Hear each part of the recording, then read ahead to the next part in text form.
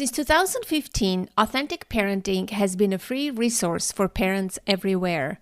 To continue our mission successfully and without interruption, we need your support.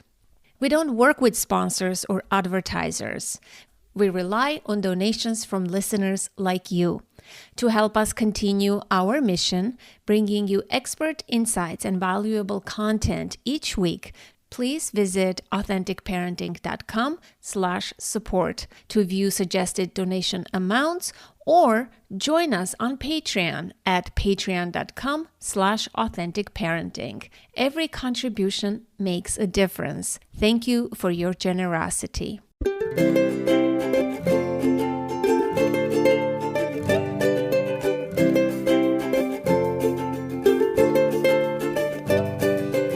I am Anna Sewell, and this is Authentic Parenting, a podcast about growing ourselves while raising our children. I'm a psychologist, educator, and parent coach. And on this podcast, I explore how you can connect to your authentic self, practice radical self-care, and raise emotionally healthy children. Let's break the cycle of generational trauma for a more peaceful, kind, and compassionate world. Today, what cultures around the world can teach you about parenting? I am speaking with Marina Lopes, a Brazilian-American journalist who has written about feminism, caregiving, and motherhood across 5 continents. From 2016 through 2020, Marina covered Brazil for the Washington Post.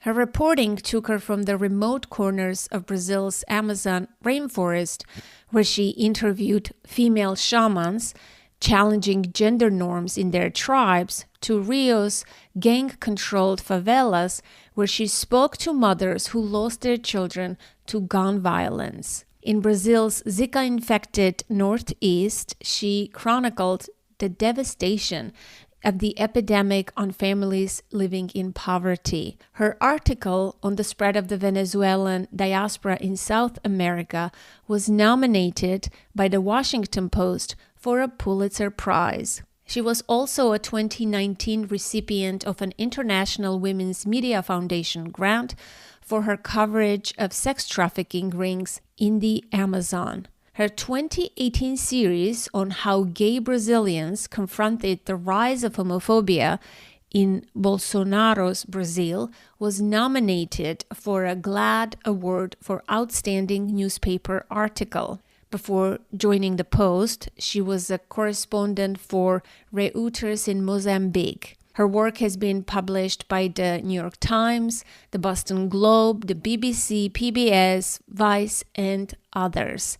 Marina lives in Washington, D.C. with her husband and 2 children, and she is the author of an upcoming book called Please Yell at My Kids: What Cultures Around the World Can Teach You About Parenting in Community, Raising Independent Kids, and Not Losing Your Mind. I thoroughly enjoyed this conversation. For the sake of time, I'll say that drawing on her multicultural background and experience living in various countries, Marina explores how different cultures approach parenting, offering practical ideas for American parents. Please enjoy, and thank you for listening. Well, why don't you tell us then a little bit about your background, who you are and where you lived and what you bring to the table? Yeah, I am a Brazilian American journalist. I worked as a foreign correspondent for 10 years across 5 different countries, writing about everything from politics to health to international news. And of course, all of that is really exciting and important to cover. But I found that as a foreign correspondent, the stories that I was most drawn to were always stories of minor cultural differences and what they said about like the broader world that we live in. Those were always the stories that I found the most interesting. Growing up in Brazil, I was always kind of straddling these 2 worlds, traveling back and forth. Both my parents are Brazilian. My whole family was living in Brazil, but I grew up here in Miami. And so I was constantly translating between the two cultures, and I knew that I wanted to make a career out of that. And so being a foreign correspondent was kind of a natural segue from that way of life growing up. And when I became a parent, these sort of minor cultural differences that I was always fascinated by took on a whole different meaning. And I started realizing just how many of our parenting decisions are really culturally heavy. We don't think about them too much, but a lot of what we do as parents, we're reproducing a culture that we were born into. And raising my children abroad, I both my children were born in Brazil, where I returned as a foreign correspondent for the Washington Post. And then we moved from Brazil to Singapore. So both of my kids had this international upbringing. And I found myself as I made, these parenting decisions that I always thought were very black and white and simple about how to give birth, who would be around me when I gave birth, my postpartum care, sleep training, independence as the kids got a little bit older. All of these decisions I started realizing came with a lot of cultural baggage. And raising my children outside of the United States gave me this opportunity to question some of those choices. And why is it that I assumed that, it was going to be a certain way? And what are the other options that are available to me as a member of this world community? What other choices can I make, and how might that influence how my children grow up? And tell us about your husband. Who is he culturally, and how does he identify? And how do you identify culturally? I'm interested in that as well. Yeah, I think that's a really important and difficult question for someone like me who's kind of been all over the place. I would say I primarily identify as an American, but with many caveats. And one of the things that my husband and I bonded over when we first met was that this question that can be so simple for some people, where are you from, was one that was really kind of heavy for us. So he is Chinese American, but he was a diplomat for 10 years living around the world. So he lived in Africa a couple of times, he lived in Guatemala, and we met in Mozambique, where I was working as a journalist. And what I love about my husband, what one of the things that attracted to me in him to me in the first place was that he was great at sort of picking up elements of cultures wherever he went and integrating them into his regular life, whether they were, historically, biologically his culture or not. And so everywhere he would live, he would kind of pick up different customs. And it made him into a very multicultural person. And of course, growing up a Chinese American, there were a lot of decisions he had to make about how he wanted to live his life, whether he wanted to take some traditions from his parents who moved from China, or create his own, or adopt some traditions from these countries that he was living in. So when we got together and it was time for us to have our kids, so many of our discussions revolved around culture and what kind of culture do we want to set up in our home. And I think we had the privilege of making these choices very intentionally because we had so many options to us. There wasn't, a simple culture that we were being handed down from our parents. All of it was a choice. And so it made us think a lot more critically about the type of culture that we wanted to bring to our home. But I do think these are choices that are available to everyone, regardless of where you're from, where your parents are from, what culture you're naturally born into. Something that I really love about this new generation of parents is that we are very good at breaking cycles and charting new paths. And what I want to say in my book is that that's available to you when it comes to the culture of your home as well. You don't have to automatically accept what you were born into. You can recreate a culture that mirrors your values more than the culture that you are naturally a part of. How about I can hear someone, a listener saying something like, "Oh, but how about preserving your own heritage, your roots and staying true to your culture?" I know this, living in the United States, like I did not teach my daughter my own mother tongue. I also had to make choices, right? What do I preserve? What do I teach? What values? What traditions do I maintain? And most of it gets morphed, I would say. In my opinion, I've talked to so many people, like it's a very conscious effort to preserve your identity, your true cultural, heritage and background and stay true in the United States. It just a lot gets watered down, a lot gets omitted, a lot gets changed, and the language particularly.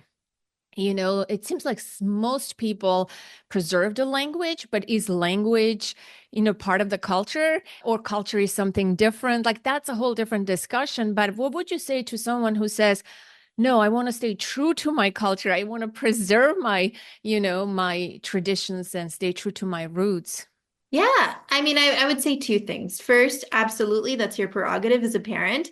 Keep what works for you. My whole thing is keep what works for you. And if there's something about the culture that you were handed down that doesn't work, you don't have to keep it. It's all about choice, right? So that's the first thing that I would say. But I also think that in America, especially, one of the things that I most love about being an American and having grown up here is that we are a melting pot of cultures, right? When you look at some of our traditions, they are only possible in a place like America where we have so many immigrants and we're constantly taking bits of cultures and making them into something new. Like if you look at Tex-Mex food, right? If you look at like some of the fusion when it comes to our the music that we listen to, so much of that happens here because there already is an opening to say, all right, what is American culture? We're all going to define it together. And we have people coming from all over. So I do think naturally this process occurs. But then the other thing that I want to bring up is that what parents in America are trying to do today is unique in time and place. No generation of parents has tried to do so much with so little support. This isn't natural to our culture. This isn't something that, has been historically true. Even in America, if you look back a couple of generations, families were much more likely to live closer together. And that means they had that network of support. Neighborhoods were much more interconnected. And so it was never the job of two people to raise their children on their own, as isolated as we see families now. And we know that that's having a detrimental effect, both on parents and on children. We've seen Surgeon General warnings about the amount of stress that parents are under. This is not normal. And so for parents out there who feel very alone and very stressed, I really want to emphasize this isn't something that, any other generation had to deal with at this scale. So if you are feeling stressed, if you feel like you have lost a network of support that was available to people before you, I'm here to say you can build that back up. You can reclaim your village. We can all do our part to reestablish some of the networks of support that were lost along the way. Don't you think it's kind of hard? Yes, I love everything you say about America, and I love America for those same reasons. But I also think more homogenous countries, like where I come from, it's a lot easier to have that type of support and to have that understanding. And parenting is a lot more easier because, first of all, those countries are smaller. European countries are a lot smaller. And I feel like from my own observations and experience, it seems like when you have this homogenous country, it's a lot easier. But when you have this vast America where there are opportunities, people move and go find jobs and, they relatives live in different parts of the state and constant moving and you don't have that roots, right? You don't settle down in your neighborhood or in your home changes so much. I feel like that's a big disadvantage for parenting because right it's like it's a lot easier like in a small country where everybody is the same and you live and you grow up and you stay in the same place, everybody knows everybody. But how do you preserve that in America where everybody is so different? And Yeah. Indian people want to be with Indian people. Russian people want to be with their own people. Chinese people want to be with Chinese people. You know what I mean? I see that here, and it's very hard. Yeah, it is. It can be very hard. And I think one example that I profile in the book is Singapore, where I lived with my family for 4 years. And what struck me the most in Singapore was I would go to the pickup line to get my children, and I was the only parent. Everybody else was grandparents. It was just me in the sea of white-haired grandparents picking up their grandkids. And I had never seen that before. In America, grandparents live really far away. Traditionally, you chase your career wherever it takes you, right? And families kind of, second in the back of your mind. And that's very different from a lot of other cultures where the tradition is you stay close to home. And so I wondered, well, okay, it seems like grandparents in Singapore are really involved in the daily lives of their kids, but is that actually realistic? And I came across this question over and over again in my book. I went to Scandinavia where the levels of government support are incredible, right? Vastly superior to what we have here in the US. Is it actually feasible to look at Scandinavian gender roles and try to implement that in a country where you don't have a federally mandated maternity leave?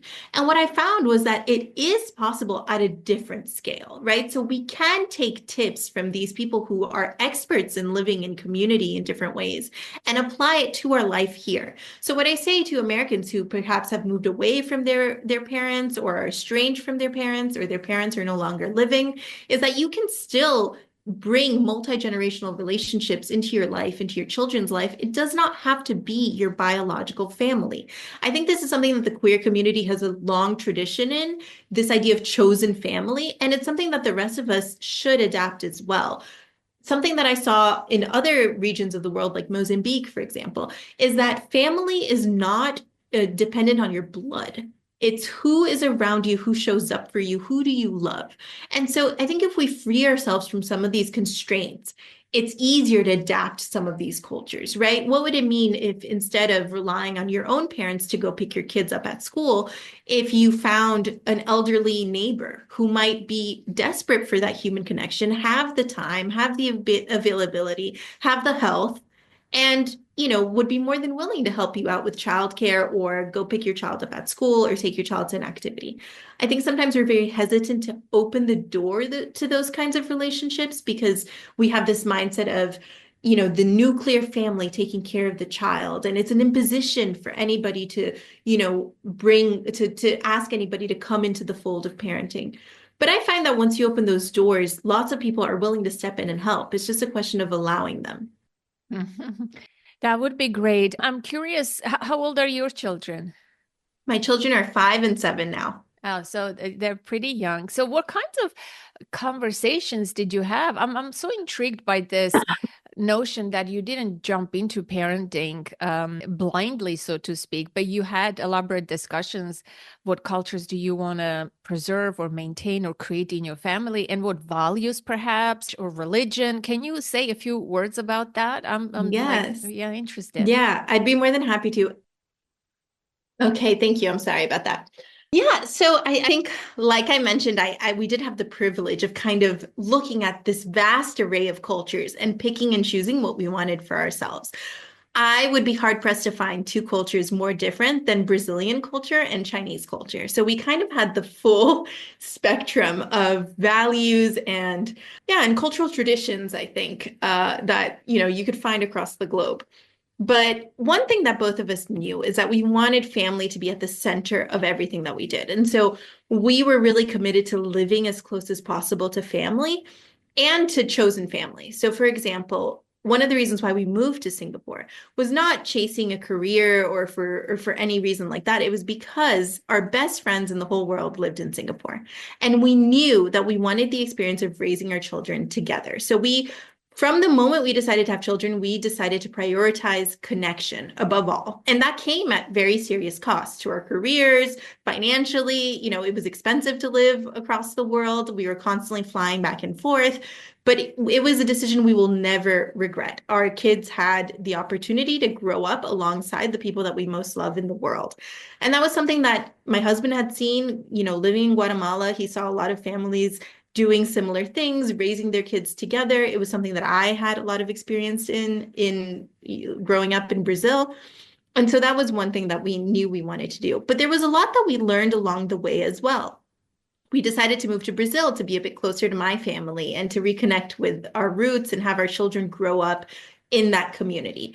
But I was learning what it meant to be a Brazilian as well, because I grew up in the US. And so one of the stories that I tell in the book that was a real moment of awakening for me was when I was about ready to give birth to my son, Oliver. I had my hospital bag all packed and my mom was with me. And my mom, because she grew up in Brazil and I grew up kind of in between, is always explaining the culture to me. So that's kind of the role she's played for as long as I can remember. And as I'm packing my hospital bag, my mom says, Marina, don't forget about the gift bags. And I said, Mom, what gift bags? What are you talking about? This is not a party. Like, I'm giving birth, and this is a private event for me and my husband and whoever else I decide will want to come. And she said, just so you know, that's not how it's going to go in Brazil. It's not going to work that way. And sure enough, 40 of my closest relatives, who I hadn't seen in decades, show up at the hospital. And my birth was not a party. My son went straight to the ICU. So they show up. I'm emotionally, physically drained. There's no baby for them to see. And at the time, I thought, oh my gosh, this is a horrible tradition. Like, what am I going to do now? Entertain these people when I'm, going through one of the worst experiences of my life? But actually, what I found was that in that moment of distress and vulnerability, their knowledge and their wisdom was so important to me. Sitting down with, my great aunt and hearing her talk about when her son was in the hospital and how she got through it. Sitting down with my cousins who were saying, oh, this is how we handled breastfeeding, and it was really difficult, and you're not alone. And yes, we've also been through that. Just that little bit of knowledge and sisterhood went such a long way in helping me to become the mom that I wanted to be and to be connected with that generation of women who came before. And then I compared that to the experience of my American friends who were very private about their birth. And there was a big sort of separation between the public and the private sphere in their lives, especially at that time. A lot of them complained that they felt very alone, or no one told me it was going to be like this. I didn't expect breastfeeding to be so hard. I didn't expect postpartum to be so challenging. And so I felt a real loss of that intergenerational wisdom that I experienced in Brazil. And that was the first kind of moment that got me thinking, wait a minute, maybe there is some value to these traditions. And maybe there is something that we can learn from other countries about how to make parenting less lonely in America, where, we prioritize the individual over the communal so often. I read that chapter and I was shocked, obviously, to hear that 40 people come to a C-section party and you say it's a party. It will shock a lot of readers for sure, but I definitely see the value because I definitely myself felt lonely in the hospital and like craving of human contact of someone just to be there with you besides your partner, right? And the medical staff. But what I wanted to know, these people, who came to the hospital and the party people, they stick around after you gave birth. How long? Like, I want to know, the continuation of that. Do they hold you and support you after, like, for how many days? Because that's important too. It's huge. One of the big backlashes that I heard after I published an article about this, and one of the big backlashes was this is such a superficial tradition, right? These people show up for the birth and then they leave, and it's just stressful and there's no long-term benefit. But actually, studies show there is a long-term benefit when it comes to postpartum depression, because it turns out those people don't leave. Those guests are there to stay. And they will show up when your baby has colic. They will show up when you're up in the middle of the night trying to figure out whether a rash is, serious enough to go to the doctor or something you should handle on your own. It's a community of knowledge and support. And sure enough, even in my case, they kept showing up. So my great uncle's girlfriend, which, like, how far can you get from a, close personal relationship, who I had met at the hospital, kept showing up to give me laser treatments on my C-section scar. And my best friend from childhood, who I had not seen in decades, would come and sit with me while I was pumping milk, keeping me company and telling me about what her experience had been like. So it was this real life connection. And I think it showed me that in America, we're very reluctant to let people in unless things are perfect, unless the dishes are done and the house is clean and everything is wonderful. And the same thing goes for us mentally. I think, we're very reluctant to call people in our times of greatest need. But in Brazil, that's not how it works. You call on people whether you are okay or not, especially if you're not. If you are suffering, if you are in need of any kind of support, if you are lonely, that's when you call on people. And they're not showing up judging you based on how many dishes are in your sink, right? They understand that their job is to usher you through the good times and the bad.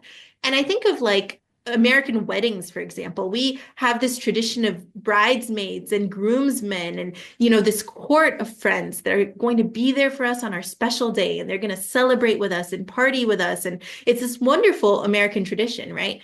But for something as pivotal and transformational as parenthood, we don't invite anybody in. In fact, it's often the opposite, right? We say, okay, no one is going to come over for months and months and months, and I'm not taking my child out until I know that it's going to be a perfect situation. We try to hide the difficult. We try to hide the messy and the ugly.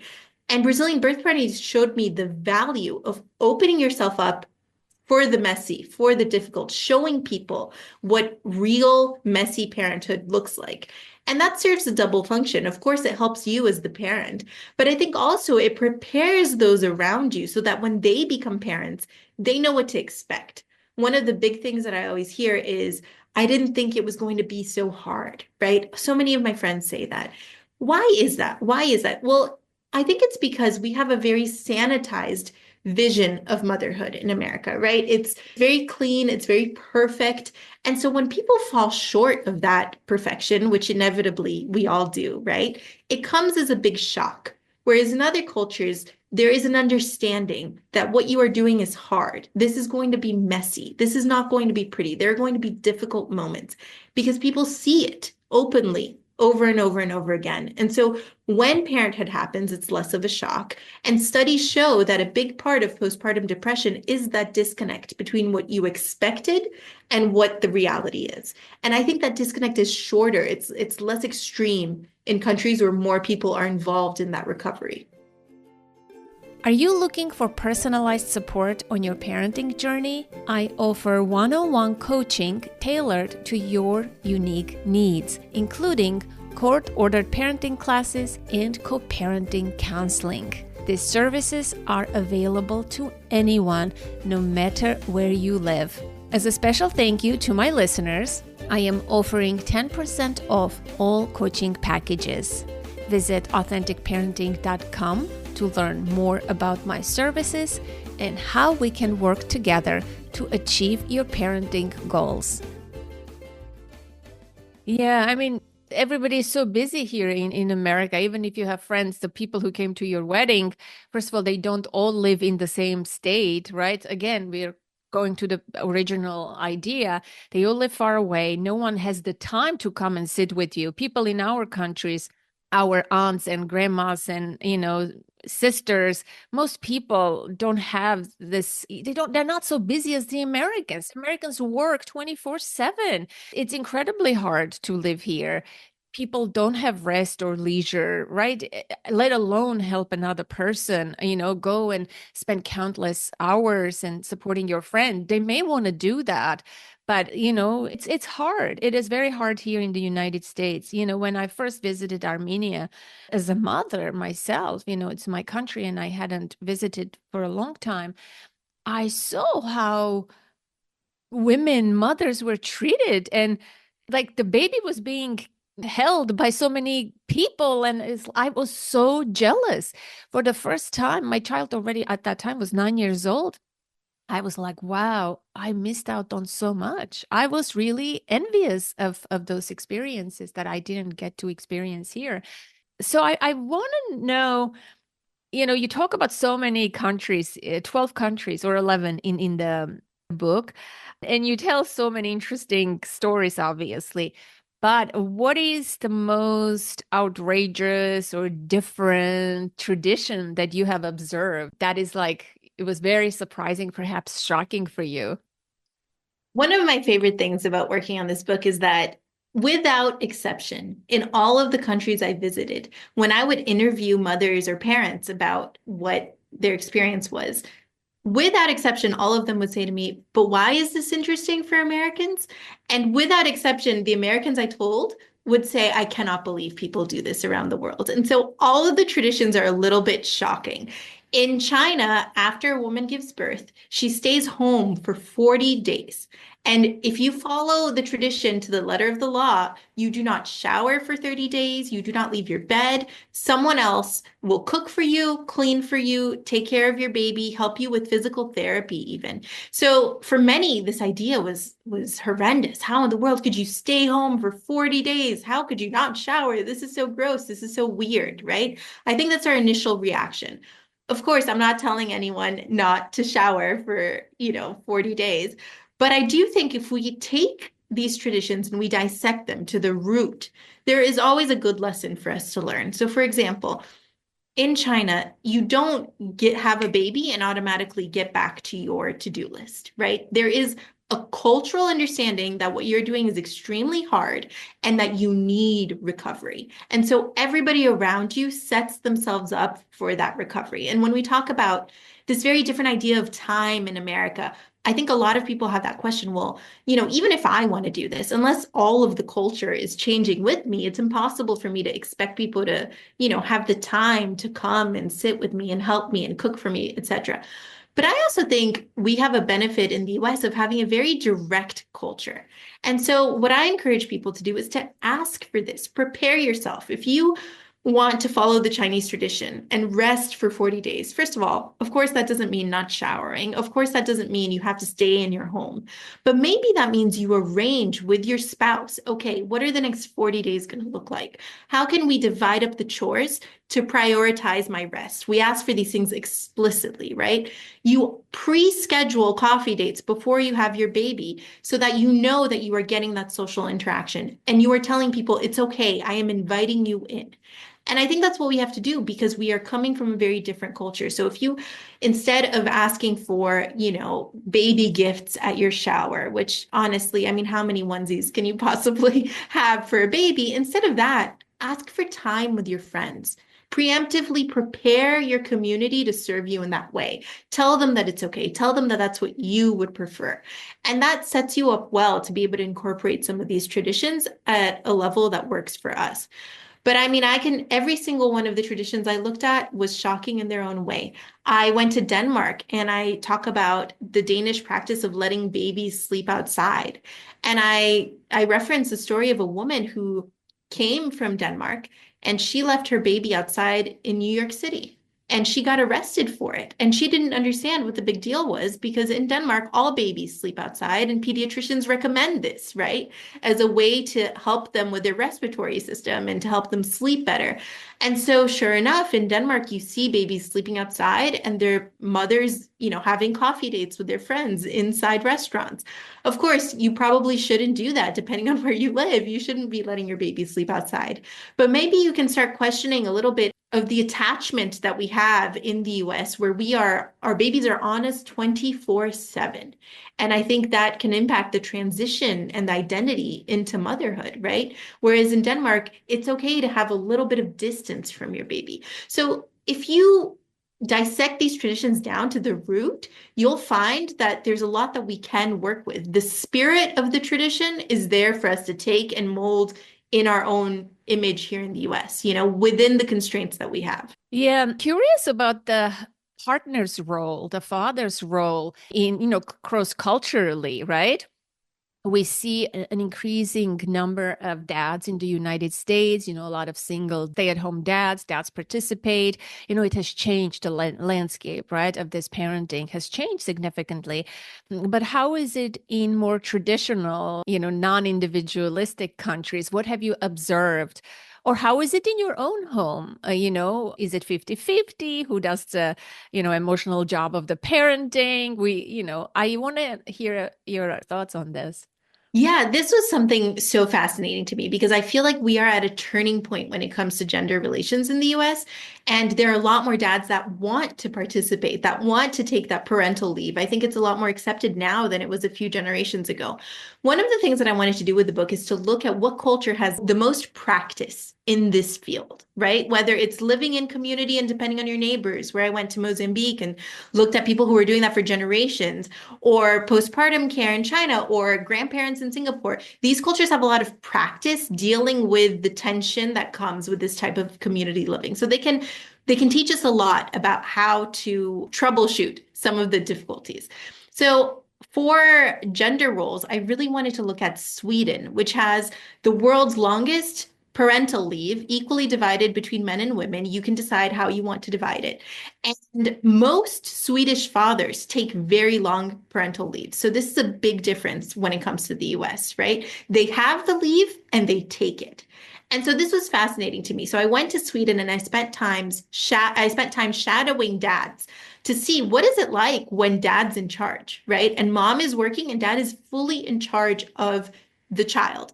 And when I got there, it was really shocking to me to see examples of this on the street. I would go to Swedish playgrounds and it was almost all dads. And when I asked them about this, like, where are the moms? Of course, some moms are working, but they explained to me that also moms already have their networks of support. They have their friends. And so when they go on leave, they're normally not at the park. They will be with their friends somewhere. But dads, sometimes for the first time, are having to navigate this world of childcare. And so they traditionally go to the park, right? That's where they meet other dads. And what was so interesting to me was seeing what they've learned about the gender dynamics that are in place, even when we have the structural support to help parents navigate gender roles. So a lot of the dads said that even when they were fully in charge, they felt tension with their partners over, the minutia of baby decisions, right? Like what the child is going to eat, what the child is going to wear. They saw their partners micromanaging their decisions when it came to that out of fear that they would, mess something up. And they talked to me about how they overcame that and how eventually at some point, normally between 10 and 20 days into their leave, they became the experts on the baby. And that's when they saw that big shift, right? When all of a sudden you don't need to tell dad where the medicine is or who the pediatrician is or the nap schedule. So much of this mental labor that American moms have to do, even when dads want to help and want to contribute, because in Sweden, the dads were the ones in charge 100% of the time while the mom was at work, they had to figure that out, right? And suddenly they developed their dynamics, their routines with the baby, and mom was the one asking the questions like, oh, did the baby sleep well today? What should I do? How can I help? And that flip is super important. And so I talk in my book about how to make that happen in your own home, even if you don't have, 200 days of parental leave, which I didn't, in my family. And so me and my husband talked about that before we had our kids, and we decided to divide up all of our household chores. And the trick was that the person in charge of a household chore would be in charge of it from start to finish. So if you are in charge of the laundry, you are in charge of not only, washing the clothes, drying, folding, putting the clothes away, figuring out when a child needs a size up. If you have young kids, this is like a constant worry in the back of your mind. Who needs pants? Who needs underwear? What are the extra clothes that are needed for special days at school? You are in charge of clothes. That is your department, and you're going to own it from start to finish. And we agreed on some rules, right? How do we want our children dressed? What is the standard? And after that, I backed away. And I said, okay, you make your mistakes, you learn your lessons on your own, and I'm not going to micromanage. And that was a lesson I took from Swedish dads. So that's just one example of how we can learn from people who've been doing this longer than we have. They're the experts. Very interesting. And so how is the dynamic now in your home in terms of like the tasks, the household duties, number one. But number two, I'm more interested in the like parenting itself, that when it comes to discipline, emotional regulation, listening to children's emotions, obviously you come from different cultural backgrounds. What do you bring to the table? Is it conflicting? Did you find your own unique voice together? Yeah, so the title of the book is Please Yell at My Kids. And I want to clarify that it is not a discipline book. I am not a discipline expert. And I think every family kind of finds a dynamic that works for themselves. But I wanted the book to be called Please Yell at My Kids because there's this idea, like you mentioned in Armenia, where everybody holds everybody's baby, right? I want all of us to hold each other's children, to see if they are behaving in a way that is responsible for the community, to call them out when they're not, right? To hold them accountable for their actions. All of that is a community's job. It is not a single person's job. For me and my husband, we have decided that instead of focusing on making sure that our kids have all of the tools that they need to protect themselves emotionally, right? That they're only surrounded by people who agree with our discipline philosophy or speak to them in a specific way or feed them a specific food, instead of protecting them from those differences, we want to expose them to those differences. We want them to be socially fluent. So what does that mean? That they are able to deal with people who think differently, who are of different ages, different backgrounds. That was very, very important to us. And so we are constantly prioritizing, can you be flexible? Can you learn to live in community? Do you know how to respect people who are not your mom and dad, right? Beyond our nuclear family, do you understand how to interact with people that are a little bit different than you? That has been our priority from the beginning. And I think, again, this new generation does such a great job of breaking cycles and focusing on the emotional well-being of children. But I worry that sometimes we forget about the community aspect. And the reality is, and I've seen this in my own life, I've seen this with friends, when we raise our children to live in an extremely specific way, to be parented in a very narrow way, it makes it that much harder for your community to step in, right? When you are not allowed to say no to a child, when you can only speak to a child using very specific words, grandma and grandpa are going to have a really hard time babysitting. And sometimes that's like not even a thought that crosses parents' mind, not because they are, bad people or bad members of the community themselves, but just because they're very focused on their own child and providing everything that the child needs for their own well-being. But I just caution people not to forget that your child is a member of a community. And if you don't introduce them to other people who are a little bit different, then they'll never learn how to be that flexible, tolerant community member that I think is really important, especially in, today's world where we are all living with so many differences. Amen. I think this is the most brilliant point, and I wholeheartedly agree with you on this. Do you, obviously, you raise your children with this approach, like when you go to other people's homes, or I'm sure you see things and observe and compare your children, like, we all do. So what do you notice in terms of this, like how your children are different and how are others? Like, what do you notice? All the parents that I know and that I care about are doing their best, right? We're all trying to do the best with what we've been given. But I would say that we are trying to really prioritize this sense of community in our kids. And so we let them walk to neighbors' houses and knock on the door and see if the child is home, something that used to be, again, so normal in the US, but nowadays is unthinkable, right? Before you have a play date in the US, you have to call the mom, you have to schedule, you have to look at your Google Calendar and make plans for 2 weeks in advance. Oh, sorry. Can I just interject here? I recently heard the craziest idea. Not only you have to call and arrange a play date, now people ask, do you have firearms in your home before arranging a play date? Like this is a whole new thing. Go on. Yeah, and some of these considerations are really important in a country like the US, right? You cannot raise your child in the US the same way you raise them in Holland, for example, where kids at 6 years old are biking around all over the place, right? Because Holland is a safer country than America. And I don't think it does anyone any good to pretend like it's not, right? We have to be aware of the risks. But one thing that I learned from the Dutch in my chapter where I look at Dutch parenting is that it's super important for you to be aware of the risks, to prepare your children for those risks, and then to let them go into the world. So we don't ignore the risks, we prepare our kids for the risk, and then we let them participate in the world without being so afraid that the worst is going to happen. The world has become safer for kids in the last 30 years, but you wouldn't know it looking at parents, right? Parents have become so much more anxious. The amount of freedom we give our kids in this country that, again, really values independence is very, very, very small. And so what we do in my house is we talk to our children about guns. We talk to them about what appropriate and inappropriate behavior looks like in someone else's home, both on their part and on, parents and kids' parts. And then we let them go. So we let them go and knock on the neighbor's door to see if the friend can play. I don't arrange those play dates. They happen spontaneously. And I personally feel that, sure, it might be a lot safer for me to vet every single family and talk to the parents and arrange that play date three weeks ahead of time. But the child is losing something there.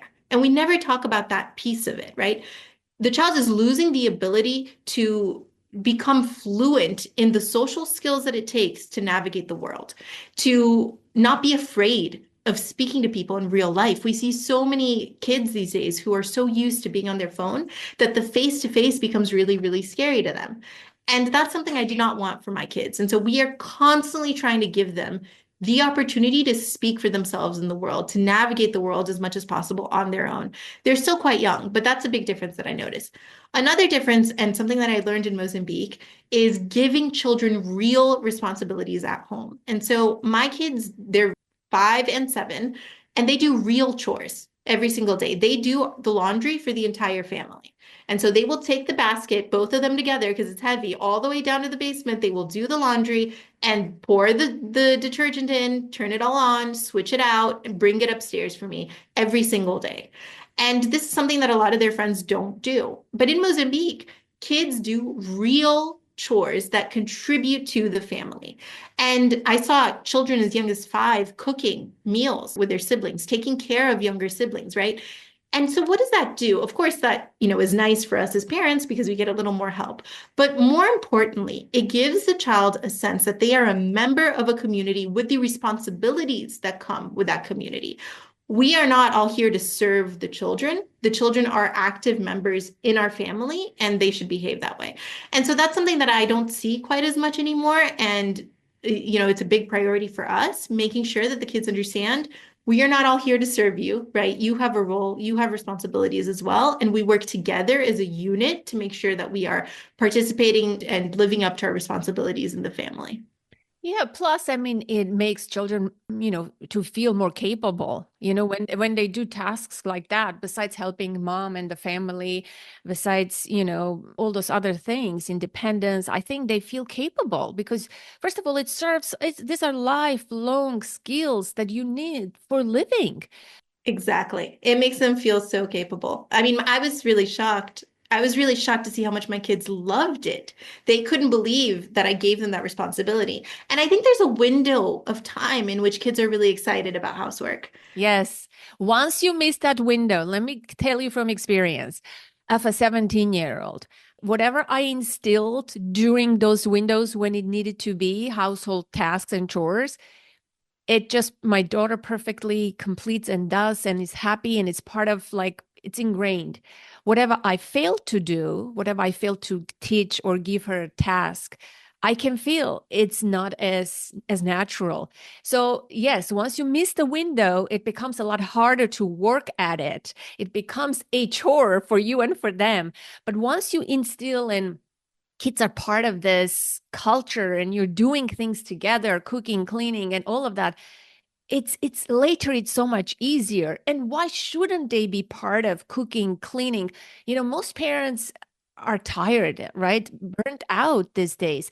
They wait until the kids go to bed so that they can clean the kitchen. Why? Clean it with your kids. Let them be part of this.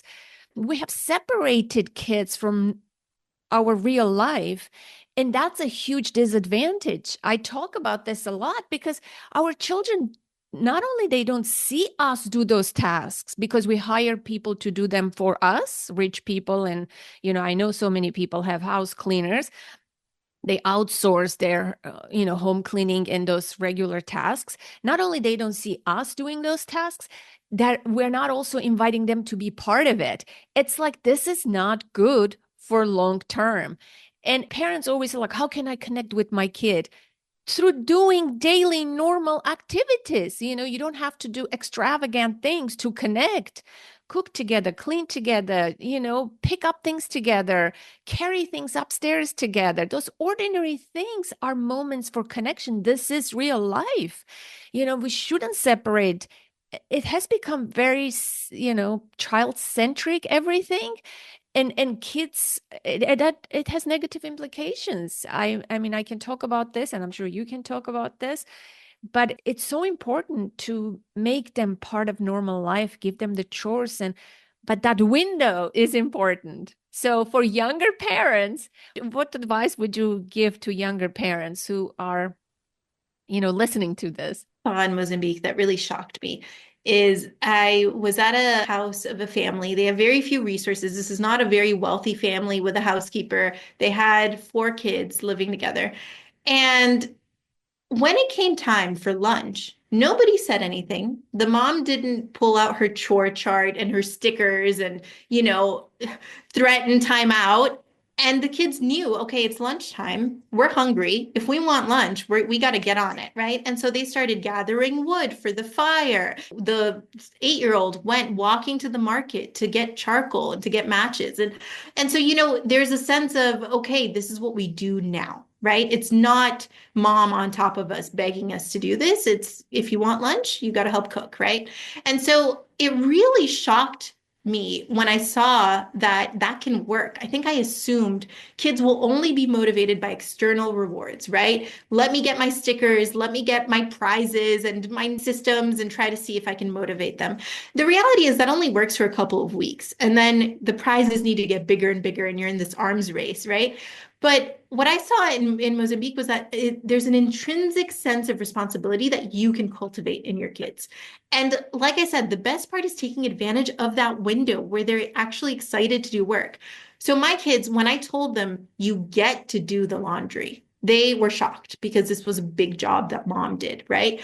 And now they tell all of their friends, oh, do you want to watch me do the laundry? And they argue over who gets to press the button on the laundry, right? So I started small with having them watch me do the laundry. And then I would have them press the button. And then I would have them pour the detergent. And every week they were able to do one more step and one more step, one more step. I also picked a chore that they couldn't really mess up. I sort the clothes, and so what are they going to do? I mean, at the worst case scenario, the clothes don't get washed. I have the settings pre-loaded so that, the water is cold and nothing is shrinking. You can set up an environment where it's easy for the child to succeed. So that's what I would do. Start small, pick something where it's easy for the child to succeed, and then let them learn their lessons. They're going to mess up. One day, you're going to go down there, they forgot to press the button, the clothes are not washed.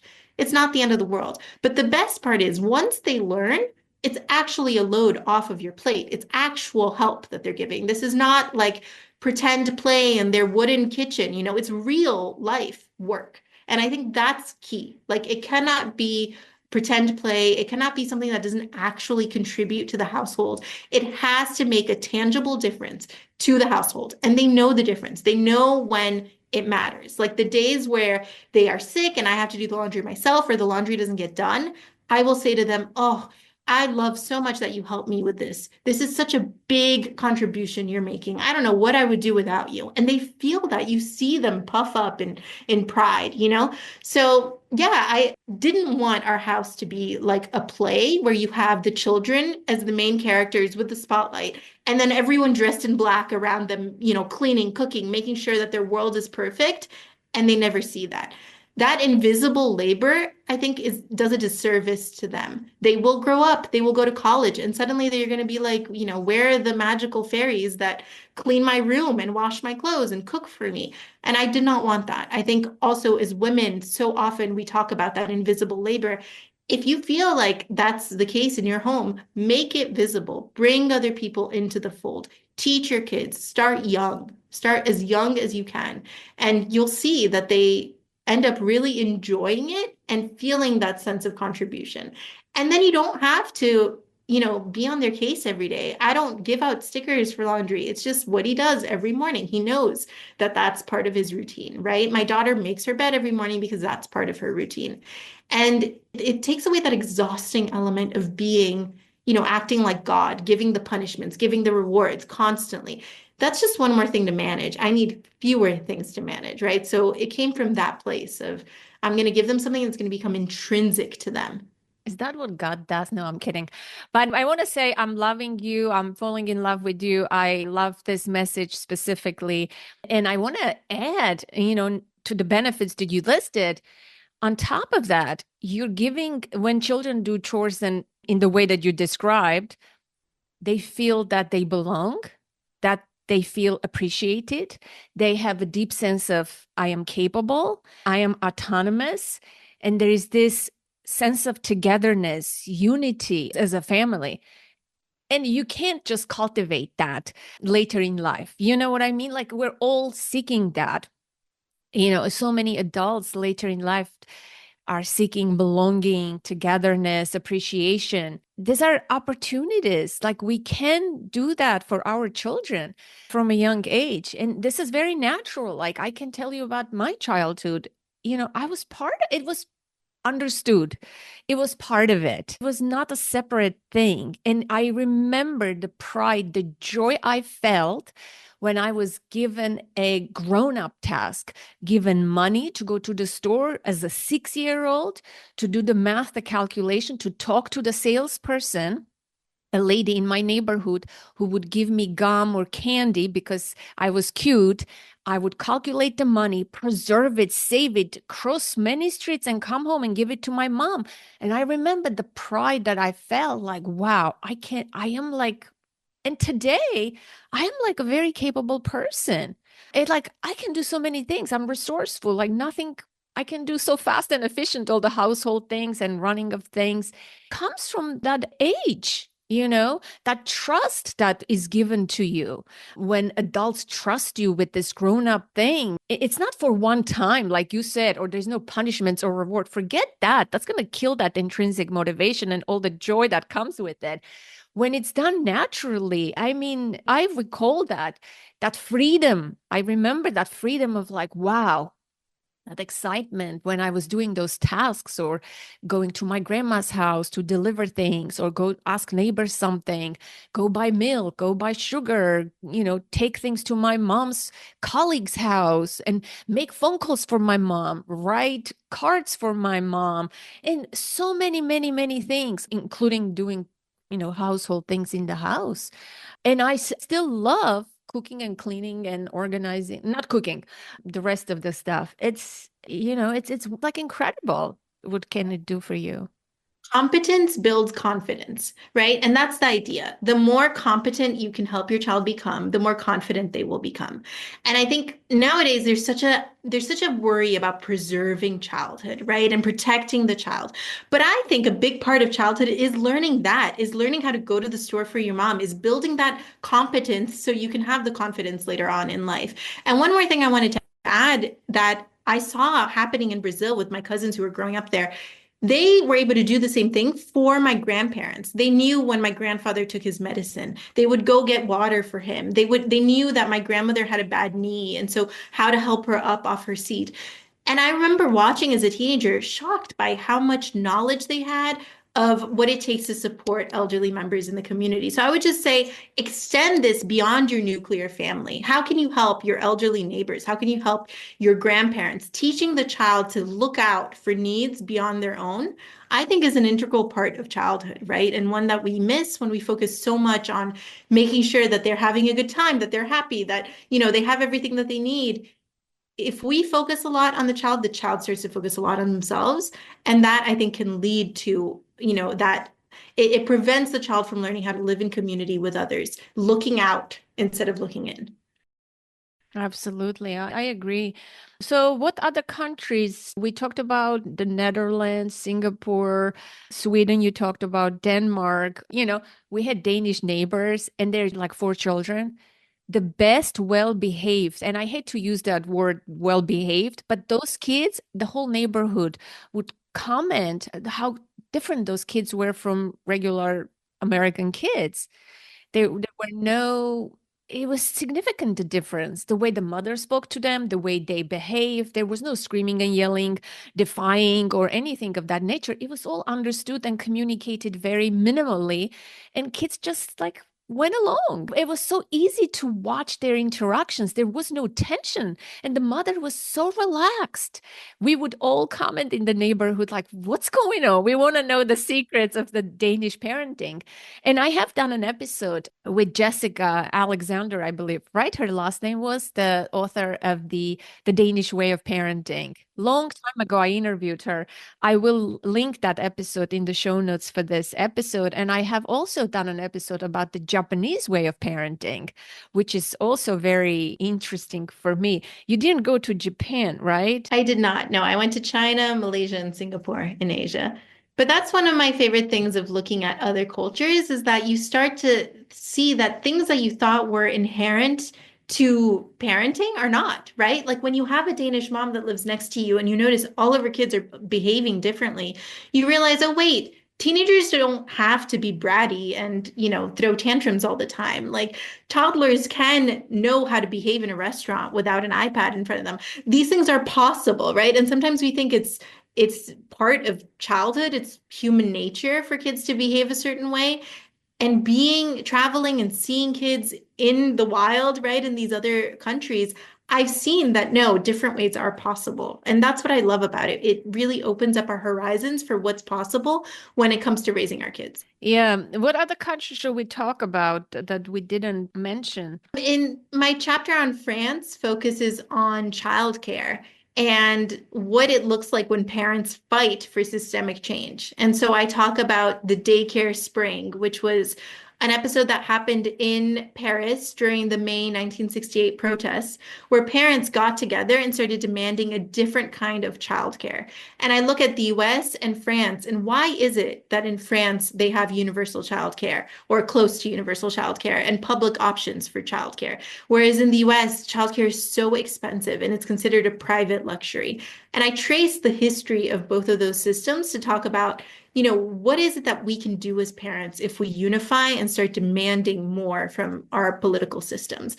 So much of the book, goes around the politics and talks about what can you do even if you don't have maternity leave, even if you are living in a country with, fewer resources.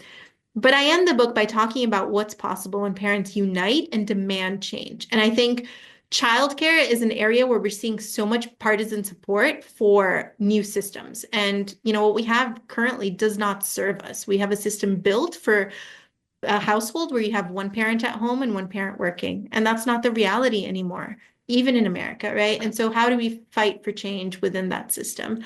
But it was fascinating to go to France and look at their daycare systems and look at, some of them have artists in residence. I talked to the mayor of Paris about how it is that they've created this daycare system and how it works.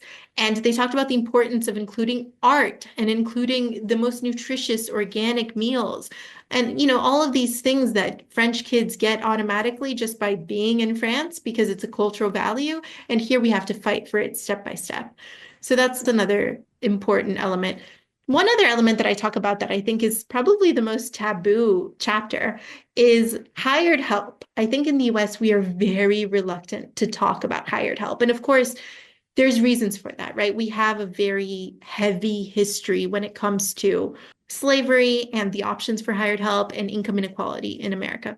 But I also find that there's so much pressure in the US to do things on your own and to lift yourself up and to be independent that a lot of times we don't like to admit when we have help.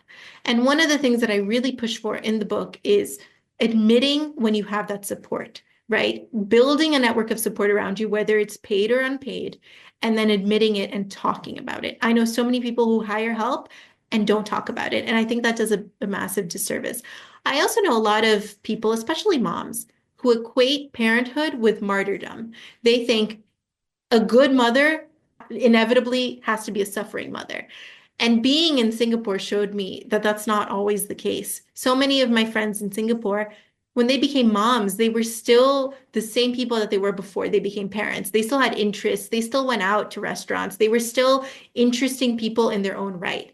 And my American friends, because of the lack of childcare and because they were going it alone, changed completely overnight, right? They stopped going out, they stopped having individual interests, they were solely focused and dedicated on their children. And I think when we are open to the idea that maybe some of your budget goes to hiring a little bit of help, it can help you preserve your identity so that you don't, in addition to being exhausted, suffer an identity crisis with it. So I talk a little bit about that in the Singapore chapter as well. Yeah, that's very interesting. I mean, I can like explore this idea for another episode. How about parental guilt? Have you observed any of that, in those countries? Because yeah, we know in America a lot of women lose themselves, right? In motherhood, you have no life, no hobbies, forget about it. It's insane. And you feel guilty for that. But when you hire help and you have a little bit of life, you also feel guilty. So were the Singaporean moms guilty? Were they feeling guilty for having their life and identity? are not feeling guilty, and it is radical to see. So in Singapore, the government set up visas for hired help to come in to help women go into the labor force. So this was a government strategy. They said, we do not want our moms to be tapped out and exhausted. We want them to stay in the labor force. It's pivotal to the national interests of the country. And so they made childcare affordable and cheap and readily available, right? And so you end up with a whole system of people who readily rely on childcare. And no, they are not feeling guilty. And that was the biggest shock to me. All of these people who were still going out and having fun and, going to parties and having interesting discussions. I remember having discussions with Singaporean moms and being like, oh, you have political opinions, you have beliefs, you have, interests, you go to art shows. Like, this is mind-boggling. And then it made me feel really angry that my American friends didn't have that, right? And a lot of this guilt is self-inflicted. And I really challenge moms on this. And I say, you know, what example are you giving to your child when you say to them, this is motherhood. Motherhood means I have to lose myself, that I have no interest outside of you, that my entire life is dedicated to you. That's not going to be a great advertisement for parenting, right? Your child's going to look at that and say, I don't want that. And already, I talk about this in the book, we have a childbearing crisis in America. We have childbirth rates that are plummeting, and that has serious ramifications for the economy, for our social fabric, etc. And so what can we do to make childcare more appealing? I think one easy thing we can do that doesn't require a ton of change or, structural change to happen is to get rid of the guilt.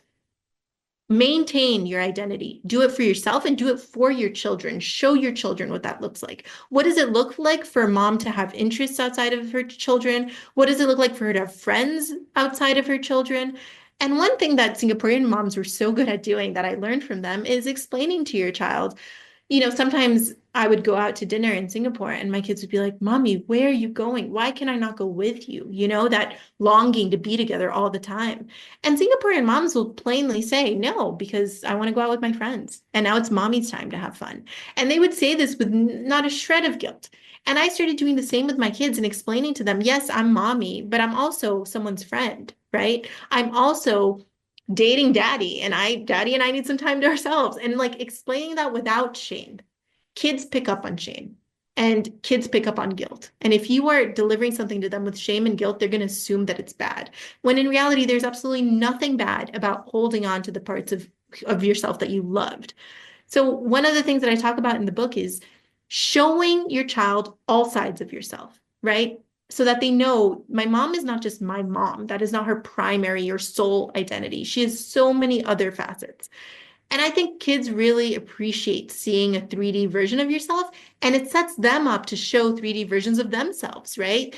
I was about to say that, yes, not only they see you as a multidimensional, as I say, a person, but also it gives them permission to be an authentic, full, complete human being. Because if they're not seeing it, it's not a good lesson. It's not service to the kids. Yeah, you're boxing them in as a child, right? They are the child, you are the mother, and that's it. And that's all you can ever be. That's not going to be good. And that's when you end up with teenagers who don't feel comfortable sharing who they really are with their parents or letting their parents see any other sides of themselves. So set that up from the beginning, right? Make sure that your child understands people are multifaceted, they're multidimensional, and that's good, right? It's good that you are more than just my child, that I'm more than just your mother. Well, we should be friends, Marina. I really love your ideas, and Thank you I so much, enjoy Anna. enjoy talking to you. Where would you live if you had a choice today to live in anywhere in the world and raise your family? Where would you go?